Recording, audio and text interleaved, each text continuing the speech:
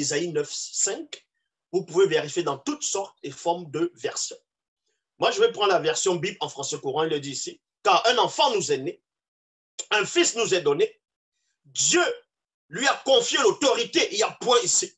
On lui donne ces titres, 2 points, conseiller merveilleux, Dieu fort, Père pour toujours et Prince de la paix. Il y a point ici. Beaucoup de personnes vont lire ce passage et vont penser qu'on fait allusion à Jésus-Christ, à Jésus, fils de Marie, à Jésus de Nazareth. Mais ça, c'est faux. Ésaïe 9,5 ne fait nullement allusion à Jésus. On va vous montrer, selon les Bibles à tête classique, de qui Ésaïe prophétise ici, de qui Ésaïe faisait allusion. Ça n'a rien à voir. Nulle part ici, dans ce passage, c'est marqué que cet enfant qui nous est né, ce fils qui était donné, est Jésus-Christ. C'est écrit nulle part. Ça s'appelle le christocentrisme. Donc on veut centrer ce personnage inventé dans toutes les Écritures, dans tout, on va dire, dans toute forme d'écriture ou histoire ou prophétie majeure. Et ça, c'est faux.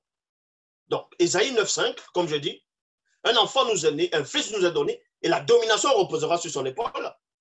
On lui donnera ce titre, on l'appellera admirable, conseiller Dieu, puissant Père éternel, prince de paix. Maintenant, beaucoup de personnes vont se dire, mais c'est un enfant qu'on va appeler Dieu puissant. Mais comment on va nommer un homme Dieu puissant? Mais dans les Bibles classiques, dans Exode, Moïse est devenu Dieu, a eu le titre de Dieu avec un D majuscule en fonction des versions. Donc, maintenant, on va dire ici Père éternel. On va vous donner un passage dans la Bible, toujours dans le livre d'Ésaïe, où Ésaïe montre effectivement que dans Ésaïe 9,5, ne faisait nullement allusion à ce Jésus-là. On va dans Ésaïe chapitre 22, versets 20 à 22. Je répète, Ésaïe 22, versets 20 à 22. Il est dit, ce jour-là, virgule, j'appellerai mon serviteur Eliakim, Eliakim, Eliakim, et non Jésus-Christ, et non Jésus, fils de Marie, mais Eliakim, fils de Ikia. Il y a virgule ici. Verset 21, il est dit, c'est qui? C'est Yahvé Adonai Jéhovah Elohim, l'Éternel dans les Bibles actuelles classiques, qui dit maintenant que lui, Dieu, en fonction de la prophétie que Ésaïe a prophétisé dans Ésaïe 9,5.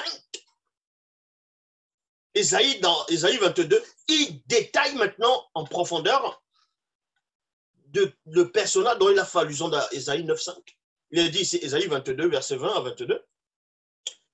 Ce jour-là, j'appellerai mon serviteur, Eliakim, fils de Ilkia, il y a virgule ici, je le revêtirai de ta tunique, et je le ceindrai de ta ceinture, et je mettrai ton pouvoir entre ses mains, il sera un père.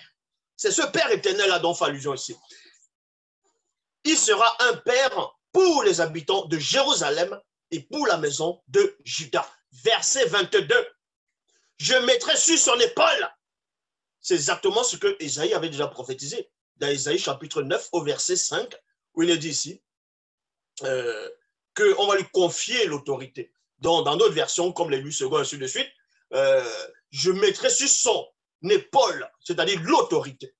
Et Ésaïe ne fait que réitérer cela. Dans Ésaïe 22, 22, je mettrai sur son épaule la clé de la maison de David. Quand il ouvrira, nul ne fermera.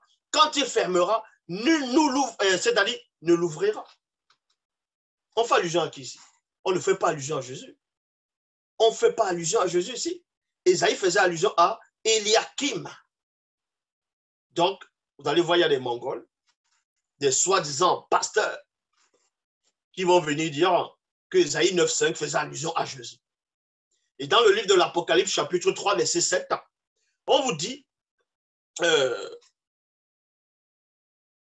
on vous apprend dans l'Apocalypse, chapitre 3, verset 7, qui a été copié dans Ésaïe, chapitre 22, 22, parce que dans Ésaïe 22, 22, on dit ici, je mettrai sur son épaule la clé de la maison de David. Quand il ouvrira, nul ne fermera. Et quand il fermera, nul n'ouvrira. Voyez, ils ont pris ce passage dans Ésaïe 22, 22 Ils ont fait encore ce qu'on appelle christocentrisme, sans toutefois comprendre la notion même de ce qu'ils sont en train de faire.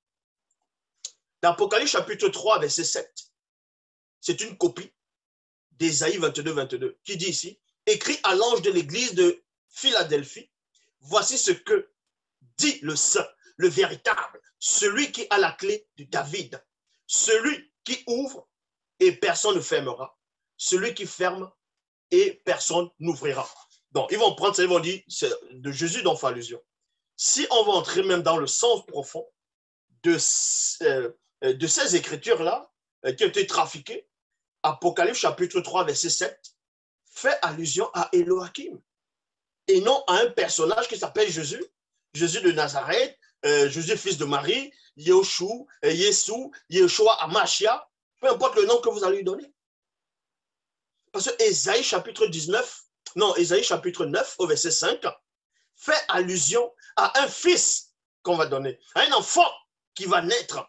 Et cet enfant ici, Ésaïe va dévoiler cet enfant toujours dans sa prophétie, dans Ésaïe 22, verset 20 à 22.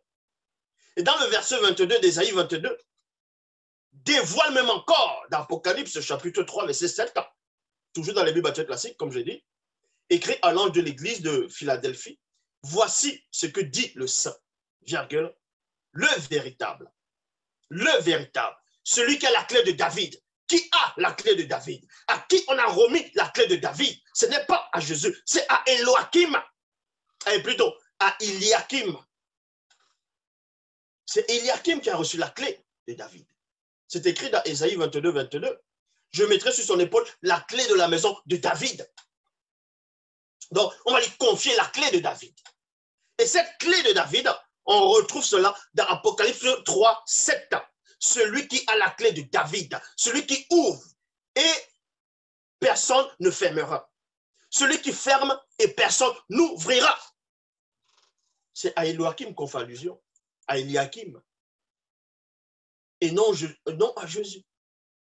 Donc, vous voyez qu'il y a des gens qui disent ils ont le bac plus 3, ils ont des licences, ils ont fait des études, ils ont fait de la théologie, ainsi de suite.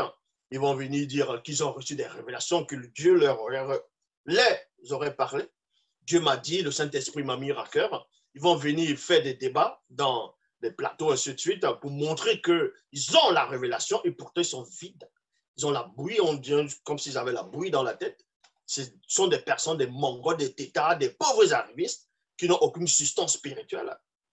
Donc, ils viennent parler des choses qu'ils ne maîtrisent pas, des choses qu'ils ne comprennent pas parce qu'ils ne savent pas lire. Ils ne comprennent pas, non seulement ce qui a été trafiqué. Ils ne comprennent pas ce qui a été trafiqué, mais quand on leur montre la vérité, comment ils vont comprendre la vérité? Ils ne peuvent pas. Donc, ici, Ésaïe 9.5 n'est pas Jésus. Parce que Ésaïe 9.5 fait allusion à Eliakim dans Ésaïe 22, verset 20 à 22. Voilà, premièrement. Et Apocalypse chapitre 3, verset 7 ne fait pas allusion à Jésus. Est-ce que vous comprenez? Si on vient vous dire ça, vous dites qu'on faisait allusion à Eliakim. Parce que vous lisez bien Ésaïe 22, 22.